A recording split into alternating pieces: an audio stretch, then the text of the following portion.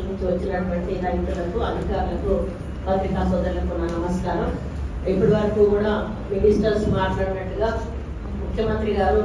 ఒక చిత్తశుద్ధితోటి ఈ యొక్క రైతు భరోసా కార్యక్రమాన్ని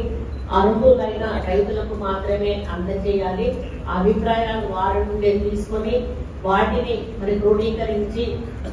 నిర్ణయాలు తీసుకోవాలని చెప్పి ఈ రైతు భరోసా వేదికలను ప్రతి జిల్లాలో కూడా ఏర్పాటు చేసి మరి ఉమ్మడి జిల్లా పరంగా ఈ కార్యక్రమాలను తీసుకోవడం జరుగుతూ ఉంది. మరి గతంలో గత ప్రభుత్వం రైతు బంధు అనే పేరిట ఇచ్చినప్పుడు ఆ రోజు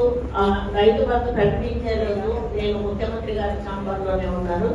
ఉన్నప్పుడు ఆయన అందరి అభిప్రాయాలు అడుగుతూ నన్ను కూడా అడిగినప్పుడు నేను ఒకటే మాట చెప్పా, అందరికీ ఇవ్వడం కంటే మీరు ఒక కట్ ఆఫ్ ఎకరాలకి 10 ఎకరాల 2 ఎకరాల పెట్టుకొని ఇస్తే బాగుంటుందన్న, అందరికీ ఇస్తే మాత్రం దానికి విలువ ఉండదు. పెద్ద పెద్ద రైతులు అంటే చాలా భూస్వాములు అటువంటి వాళ్ళకి లక్షల రూపాయలు పోతాయి, చిన్న సన్నకారు రైతులకు మాత్రం కొద్ది అమౌంట్ వస్తుందని చెప్పితే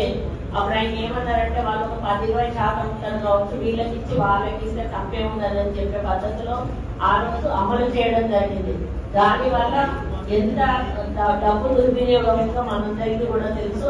100 ఎకరాలు ఉన్న వాళ్ళకి కూడా లక్షలాది రూపాయలు ఆ రోజు ప్రజాధనం అప్పనంగా పంచిపెట్టడమే కాకుండా ఈ ధరణి పోర్టల్ సృష్టించి ధరణిలో మరి ఎవరైతే అసలు కౌలుదారులు ఉన్నారో సీతక్క చెప్పినట్టు వాళ్ళు కాకుండా అందులో ఉన్నటువంటి పేర్ల వాళ్ళకు ఇవ్వడం వలన విదేశాలలో